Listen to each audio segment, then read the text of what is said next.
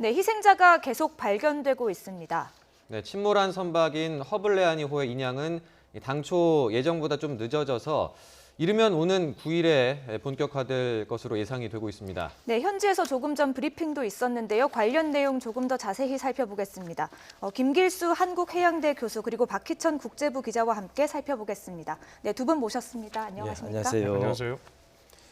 네, 박희천 기자 먼저 네. 지금까지 실종자 구조 그리고 수색 상황 어떤지 먼저 좀 정리를 해주시죠. 네, 이번에 사고가 난 게 지난달 29일이었는데 허블레아니아호에 타고 있었던 그 당시의 그 탑승객들을 보게 되면은 한국인이 33명이었고요. 헝가리 선장과 승무원 2명이어서 모두 그 35명이었습니다. 네.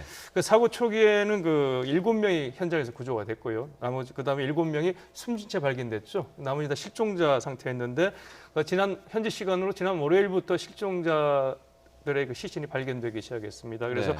월요일에는 2명의 시신이 수습이 됐고요. 그다음에 화요일에는 3명, 그리고 어제는 어제 또 그러니까 3명이었는데 그리고 우리 그 시간으로 오늘이죠. 그 현지 시간은 어젯밤 11시 29분 정도였습니다. 네. 한 명이 그 한국인으로 추정되는 그 시신이 모두 발견이 됐습니다. 만약 네. 그 새로 발견된 시신이 한국인으로 그 판정이 되면은 그 한국인 사망자는 16명으로 늘게 되고요. 실종자는 10명으로 줄게 됩니다. 네.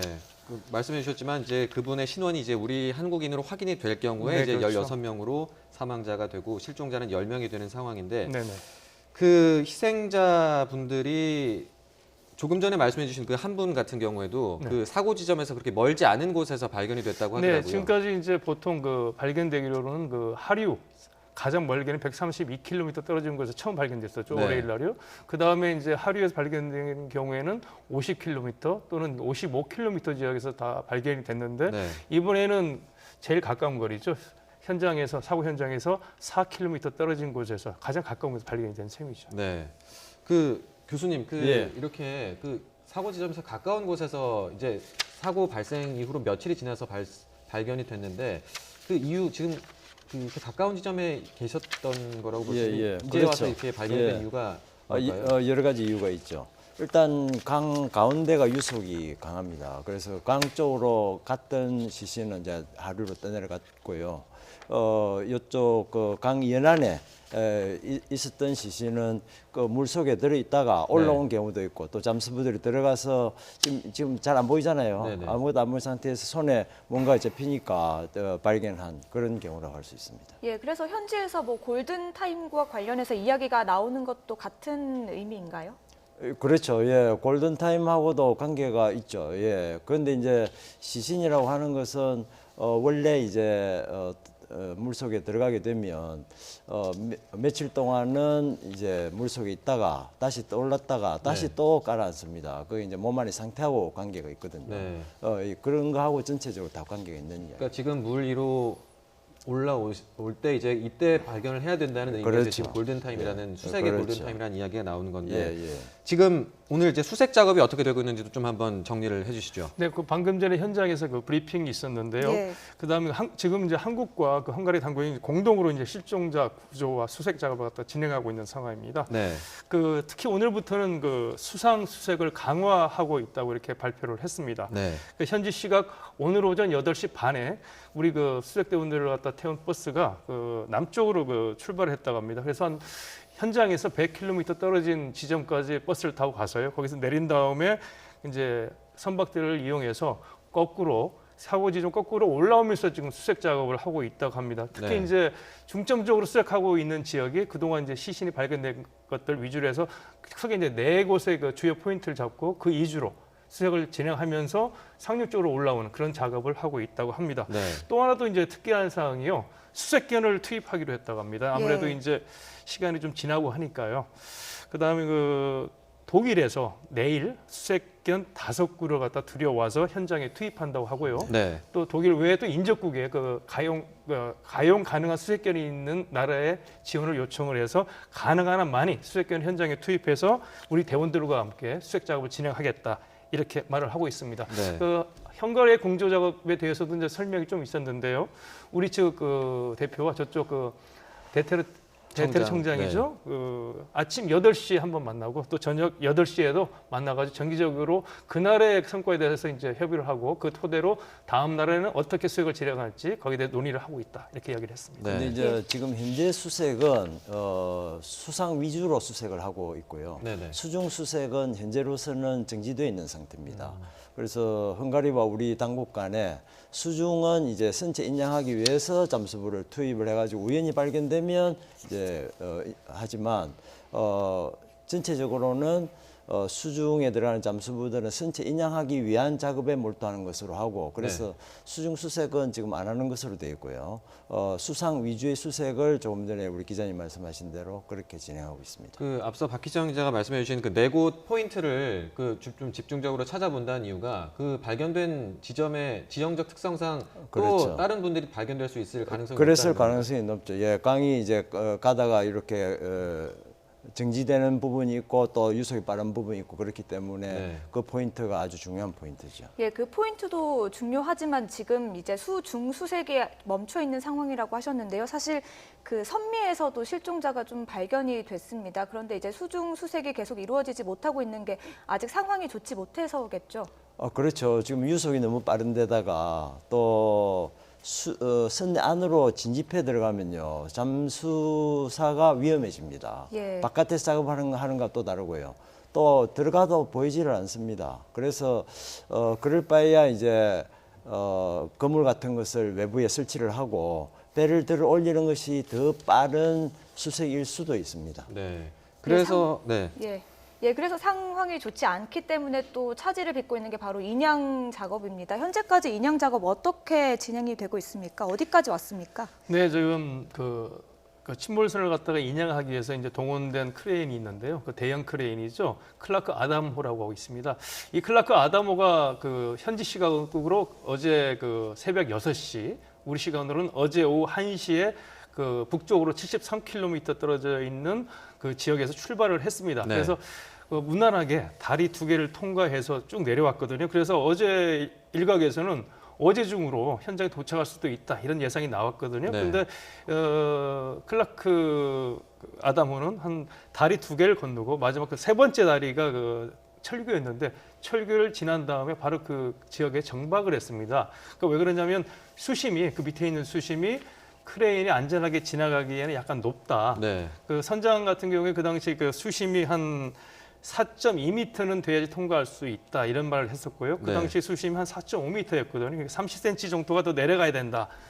그래서 이제 기다려야 된다는 말을 했어요. 근데 아까 우리 브리핑 때는 3m 정도만 내려가면 또 통과를 할 수 있다. 또 이제 아까 그렇게 브리핑이 나왔거든요. 네. 어떻든 간에 이제 강 수위가 4m 정도로 내려가야지 이 크레인이 이동할 수가 있는데 지금 제가 아까 낮에도 한번 계속 그 단위부강의 그 수위를 갖다가 보여주는 사이트를 한번 봤었습니다. 네. 근데 어제는 4.5m였거든요. 근데 이게 오늘 오전 쭉 보니까 4.56, 4.57 쭉쭉 올라가더라고요. 예. 그다음에 아까 올라오기 전까지 4.58까지 올라갔습니다. 그러니까 이게 수위가 내려가야 되는데 지금 거꾸로 수위가 좀 약간씩 올라가고 있는 상황이거든요. 네. 그게 이제 예측하기로는 아마 상류 지역에 비가 내려서 그런 게 아니냐 그런 추측이 좀 나오고 있는데 네네. 어떻든 간에 지금 앞으로도 이 수위가 좀 내려가야 되는데 그 뭐 일각에서는 아마 한 9일 저녁 때쯤이면 이게 한 4.2m 정도까지 내려갈 수도 있다는 또 그 예측이 나오고 있어요. 그래서 네네.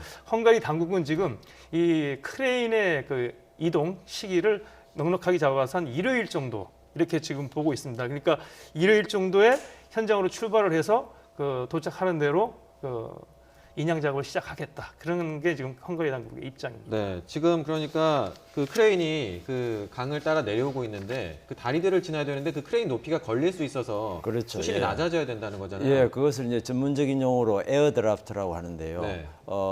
이제 선박의 제일 높은 곳.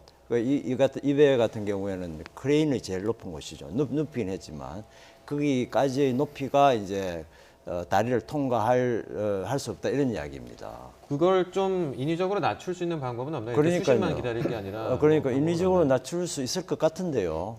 예를 들자면 배 안에 이제 평행수를 집어넣어 가지고 30cm, 40cm 정도 낮추는 방법도 있고요. 네. 거기다가 콘크리트나 이런 것들을 순간적으로 좀 집어넣어 가지고 배를 낮춘 상태에서 다리만 통과하고 다시 그걸 드러내야 되는 것이니까요.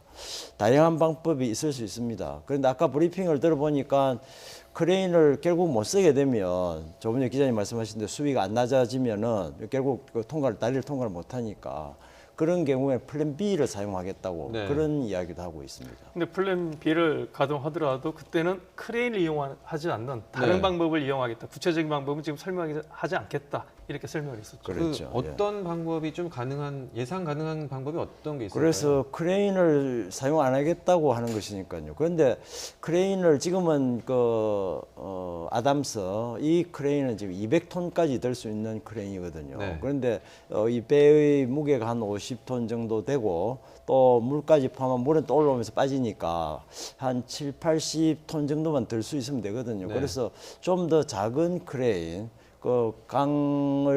다리를 통과할 수 있는 좀 더 작은 크레인을 투입해도 될 것 같은데 그걸 안 하는 이유를 잘 모르겠고요. 그다음에 두 번째로는 크레인을 사용 안 하겠다고 한다면 네.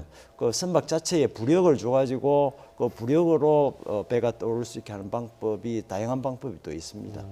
선박 안에 뭐 밑쪽에다가 지금 강 바닥에 약간 기울어진 상태로 가라앉아 있는데 그 옆에다가 뭐 부력을 줄 수 있는 거를 설치를 그렇죠. 추가로 한다는 예를 들자면 선체 안에 공기 주머니들을 여러 개를 넣어가지고 네. 그 공기 주머니에다가 공기를 집어넣으면요 이게 부력이 생기거든요. 그래서 이것이 떠오르려고 하는 힘 때문에 네. 배가 따라 떠오를 수도 있습니다. 그 외에도 다양한 방법들이 있습니다. 예, 다양한 방법들이 있기는 하지만 현재로는 이제 클라크 아담이 오고 있고요. 또 지금 침몰한 유람선이 굉장히 오래된 배이기 때문에 또 지금 기울어져 있는 상태라고 하잖아요. 그래서 쉽지 않을까 이렇게 생각이 드는데 어떻게 그럼요. 보십니까? 그런 방법을 쓰면 오히려 배가 훼손이 될 수 있습니다. 그래서 제 생각에는 어쨌건 크레인을 사용을 하고 와이어를 촘촘히 이렇게 지금 15개 하거든요. 네. 15개 정도면 거의 2m 간격이니까 이건 상당히 많이 설치하는 것 같습니다. 그래서 이렇게 촘촘히 설치해가지고 배 전체 하중이 골고루 분산되게 만들어가지고 들어 올리되 물 안에서는 이게 이제 부력이 있으니까 들어 올려도 배가 손상이 안 되거든요. 그런데 네. 이제 물을 벗어날 때쯤부터 이제 중력이 작용을 하니까 그렇게 되면 배가 이제 부서질 수도 있습니다. 그래서 굉장히 그때부터는 조심스럽게 천천히 들어 올려야 될 것으로 생각합니다. 그 인양을 하게 되면 이제 아무래도 말씀해 주신 것처럼 선체 파손 우려 그리고 또 뭐 유실 우려가 있기 때문에 그 부분을 이제 현장에 있는 팀들도 굉장히 주의를 하는 것 같은데 관련해서 또 좀 보강 작업을 한다 이런 얘기도 있는 것 같더라고요. 네, 지금 방금 말씀하신 것처럼 이제 그 선박을 인양하기 위해서는 이제 결속 작업을 해야 되거든요. 와이어 같은 걸로. 근데 지금 알려진 바로는 그 선체 중간 부분, 그 출입구 있는 부분이 좀 약간 손상이 좀 있다고 네. 그래요. 그래서 그쪽을 좀 결속하는데 많이 좀 주의를 기울여야 될 것 같고 또 그 부분에 또 혹시라도 있을 수 있는 유실 방지를 위해서 그물망을 설치를 한다고 합니다. 또 하나 이제 그 선체 1층에 보면 창문 있지 않습니까? 네, 네. 창문이 좀 조그만 창문이 위에 있고 밑에 큰 창문이 있는데 그 큰 창문이 몇 개는 좀 깨졌다고 그래요. 그래서 그 부분도 약간 지금 그 어떤 와이어라든지 아니면 그 단단한 나무 막대로 해가지고 고정하는 작업 그런 것들을 좀 하고 있다고 합니다. 네. 예, 다른 대안이 검토되고 있기는 하지만 현재는 가장 최선의 방법이 이 크레인이 빨리 도착을 해서 인양을 하는 것이 아닐까 하는 생각이 드는데요. 만약 인양이 시작이 되면 시간은 어느 정도 걸릴까요? 아까 브리핑이 있었는데요. 그러니까 사전 전제 조건으로 그 선박에 대한 결속 작업이 완전히 끝났다는 네. 걸 전제를 했을 때요. 그 크레인이 그 선박과 이제 결속하는 작업이 한 4시간 정도 걸릴 것이라고. 아까는 3시간이라고 3시간이었나요? 예, 예. 그리고 이제 마지막에 인양하는 단식. 순지로 올 때 끌어올리는 시간은 1시간 정도 이렇게 예상을 한다고 합니다. 그러니까 그 배 와이어라고 표현을 하던데 그 와이어를 연결을 그렇죠. 해서 예. 그 배를 들어 올리기 위한 수단으로 이제 체인도 있고요. 네. 와이어도 있고 또 밴드도 있고 그렇습니다. 차이점이 좀 어떻게 되나요? 차이점이 밴드가 제일 소프트한 거죠. 그래서 할 수만 있으면 밴드를 집어넣는 게 제일 좋습니다. 할 수만 있으면. 그래서 밴드를 촘촘하게 넣어가지고 배 전체를 그냥 포대에 이렇게 싸듯이 들어 올리는 방법이 제일 좋은 방법이고요.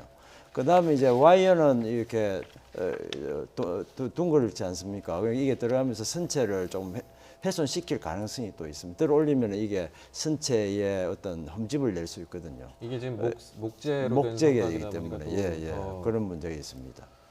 예, 그리고 크레인을 연결을 한다고 했는데 수중수색도 지금 어려운 게 물속에 들어가면 아무것도 보이지 않는다고 그렇죠. 하더라고요. 그러면 크레인은 어떤 식으로 연결을 하게 되는 건가요? 보이지 않기 때문에 뭐 촉각에만 의지를 하는 것인지 어떻게 하는 건지 궁금하거든요. 지금 잠수부들이 들어가지고 거의 촉각에 의존해가지고 그 작업을 하고 있습니다. 하고 있고 거기서 이제 양쪽 끝에 이 링을 달잖아요.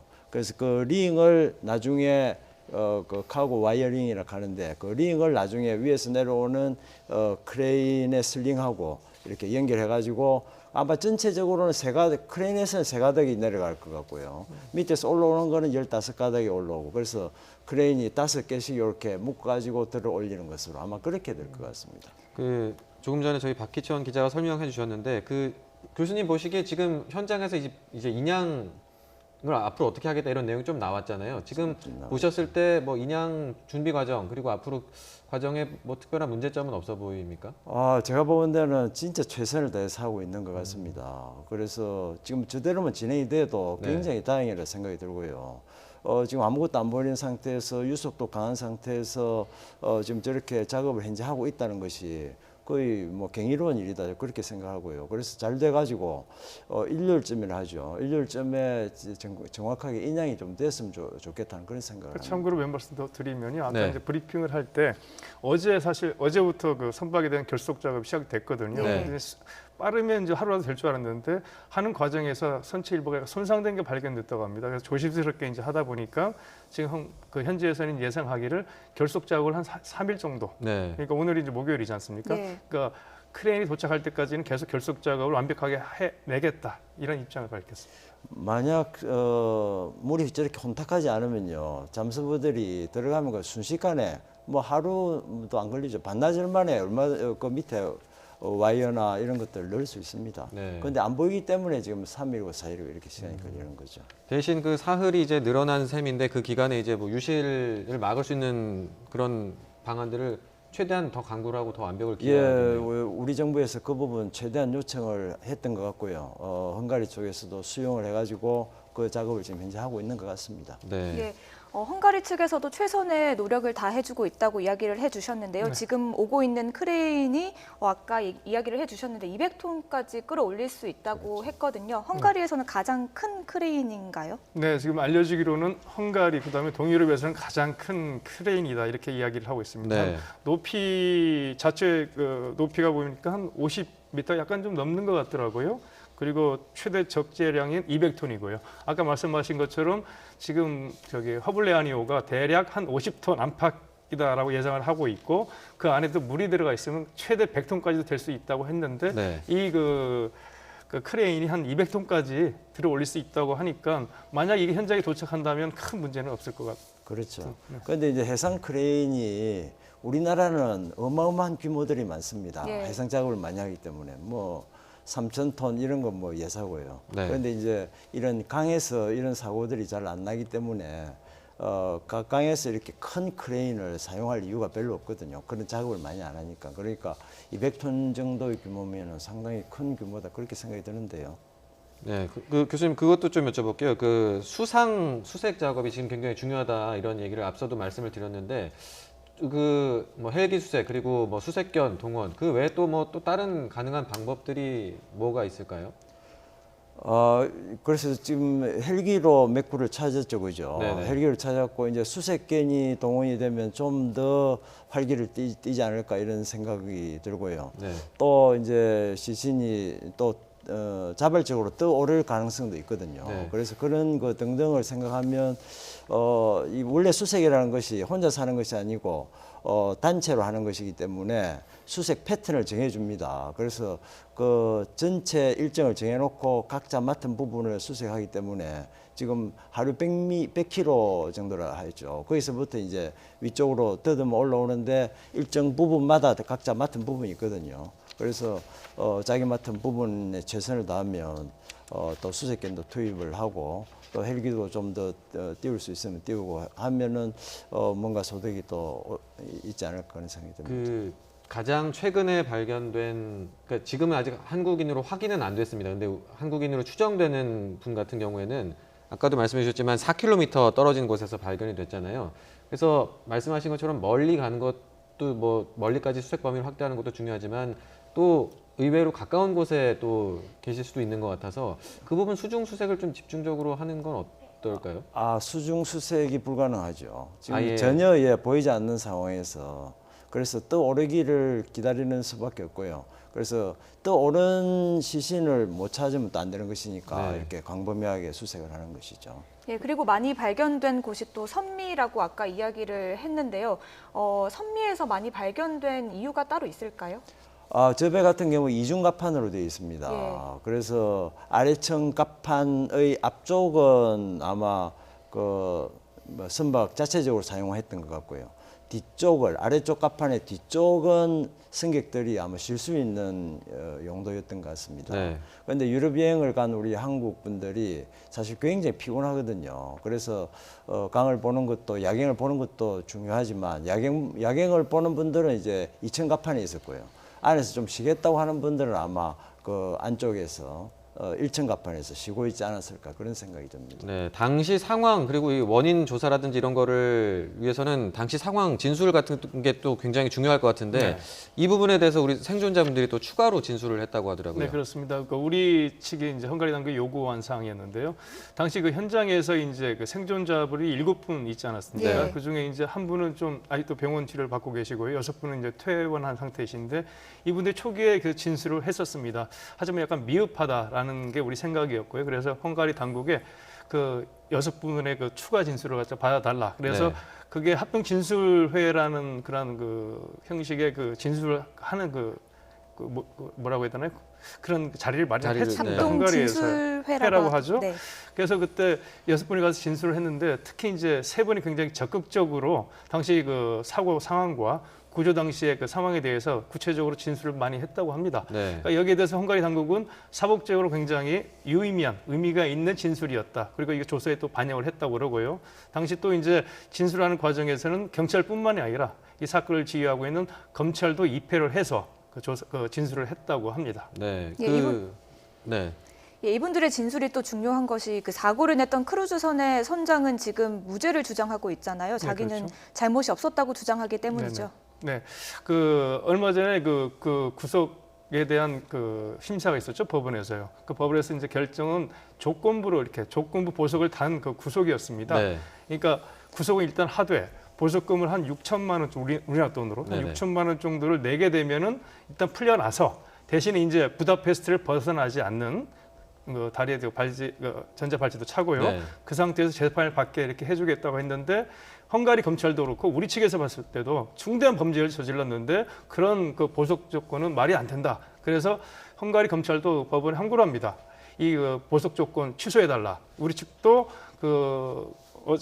어젠가요? 우리 그 주 헝가리 대사가 그 당시 대검찰청, 헝가리 대검찰청을 방문해 대검차장을 만나고 네. 그 다음에 부다페스트 검사장을 만나서 우리랑 우리를 충분히 전달을 했다고 합니다. 네. 그 잘 전달이 돼서 그 이제 구속 그 조건에서 보석을 빼는 거에 대한 법원 판단은 아직 안 나온 상황인데. 네, 과거에 한 며칠 전에 그 외신에서는요 이번 주 안에 결론이 난다고 그랬거든요. 네. 그러니까 지금 목요일이니까 네네. 한 빠르면 하루 이틀 안에 법원에서 결론을 낼 것 같습니다. 네. 그 이번에 아까 말씀해주신 생존자 3분의 그 의미 있는 진술이 또 거기에 또 반영이 될 것으로 보이는데 그 좀 결과는 지켜봐야 될 것 같습니다. 예, 크루즈선의 선장이 계속 무죄를 주장하고 있는데 교수님께서는 어떻게 보셨습니까? 그분이 무죄라고 주장한 것은 맨 처음부터 그렇게 주장을 해왔었죠. 그러나 그 이후에 여러 가지 증거들이 나왔습니다. 크게 보면요, 인적 과실이라고 할 수 있습니다. 일단 항법상 이 배가 뒤쪽에서 추월을 하려고 했거든요. 그럼 추월하는 선박은 먼저 추월하겠다는 의사를 허블레아니호에 보내야 됩니다. 그럼 허블레아니호가 그게 빨광 신호든지 음양 신호든지 아니면 VHF라는 무슨 교신이든지 간에 오케이 그러면 우리가 허용한다. 그렇게 되면 이 배가 이제 추월을 시도해야 되는데 그런 아무런 과정 없이 추월을 시도를 했는데 자기는 약간만 우연으로 꺾었는데 배가 과도하게 많이 꺾여져 가지고 허블리아니호 뒤를 받았다는 겁니다.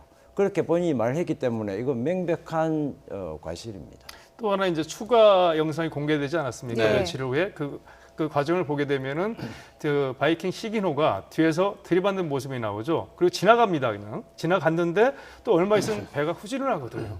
그 배가 후진해서 한 15초 정도 머물러요. 네. 그렇다면 이 상황을 봤을 때는 그 배의 선장은 그 허블리아니오를 갖다가 추돌했다는 걸 이미 인식한 게 아니냐, 뺑소리 친 게 아니냐, 또 이런 정황 증거가 되거든요. 네. 그렇죠.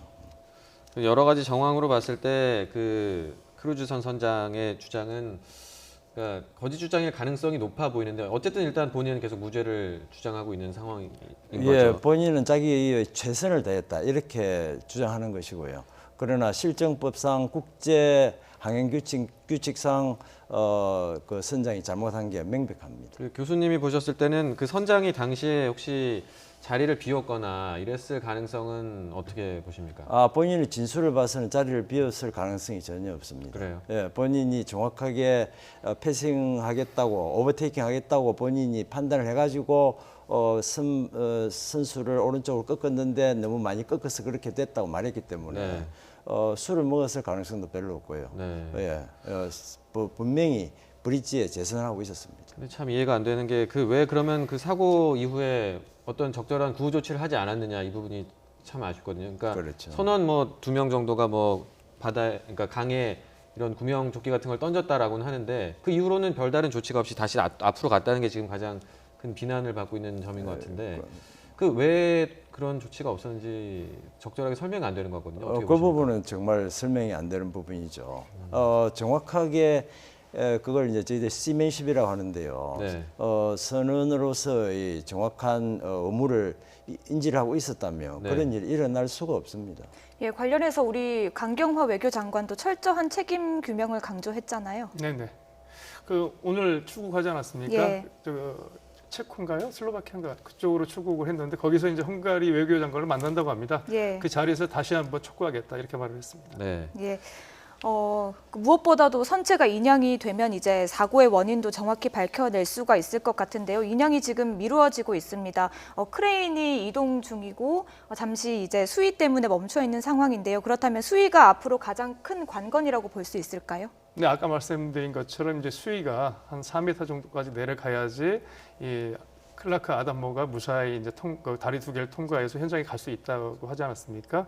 그 시점을 지금 대략 헝가리 당국에서는 일요일 정도 보고 있는 거죠. 네. 예. 예, 교수님께서는 지금 가장 중요하게 봐야 할 부분이 어떤 것이라고 보십니까? 어떤 면에서요? 가장 지금 인양 과정에서 가장 큰 관건은 무엇이라고 보십니까? 인양 과정에서요. 일단 선체가 훼손이 안 되는 게 제일 중요하다고 생각이 듭니다. 선체를 온전하게 보존을 해야 각종 증거들이 그 배에서 드러나게 되어 있습니다. 예, 속도도 중요하지만 선체의 온전한 보존도 중요하다는 말씀이시죠? 굉장히 중요하죠. 예를 들자면 지금 이 선장이 자기 무죄를 주장하고 있지 않습니까? 예. 그러면서 또 일부에서는 이 허블리아니호가 크루즈호의 항행을 방해했다 이런 말도 하거든요. 그런데 이제 그런 것들이 배의 그 러더, 타에 그런 것들이 증거가 다 남아 있습니다. 그래서 그 타는 최종적으로 타를 어떻게 썼냐 하는 그것이 고배 그대로 남아 있거든요. 그게 이제 유압으로 움직이기 때문에 웬만한 힘이 가해지지 않으면 그게 움직이질 않습니다. 그래서 그 최종적으로 예를 들자면 저쪽에서 주장하는 것은 이제 키를 왼쪽으로 썼기 때문에 이 배가 들어와서 자기들이 이제 받을 수밖에 없었다 이렇게 주장할 수 있는데 키가 오른쪽으로 돼 있으면요 명백하게 틀린 거죠. 네. 교수님 그리고 그 인양 작업과 관련해서 이제 그 수심이 뒷받침이 돼서 인양선이 이제 그 사고 현장 지점으로 와야 일단 인양을 시작할 수 있겠지만 그렇죠. 일단 인양이 시작되면은 그때부터는 이제 인양선 선장의 그 경험이라든지 이런 게 굉장히 중요한 거죠. 그럼요. 굉장히 중요하죠. 어떤 부분을 가장 조심해서 인양을 해야 되나요? 전체적으로 하중이 일단 골고루 분산이 돼야 되고요. 아까 제가 말씀드렸죠. 물 안에서는 부력이 있기 때문에 이게 잘 올라옵니다. 올라오다가 선체가 이제 물 위로 드러나는 순간부터 중력이 작용을 하거든요. 또 배에서 막 물이 빠져나가거든요. 네. 그래서 그때에 잘못하면은 선체가 균형을 잃을 수도 있습니다. 그래서 조심스럽게 정말 지혜로운 분이 좀 배를 인양을 해서 온전하게 인양이 됐으면 하는 생각이 듭니다. 네. 예, 인양 과정 저희가 이제 계속해서 소식이 들어오는 대로 전해드리도록 하겠습니다. 김길수 한국해양대 교수 그리고 박희천 국제부 기자와 함께 이야기 나눠봤습니다. 두 분 말씀 잘 들었습니다. 고맙습니다. 네, 수고했습니다.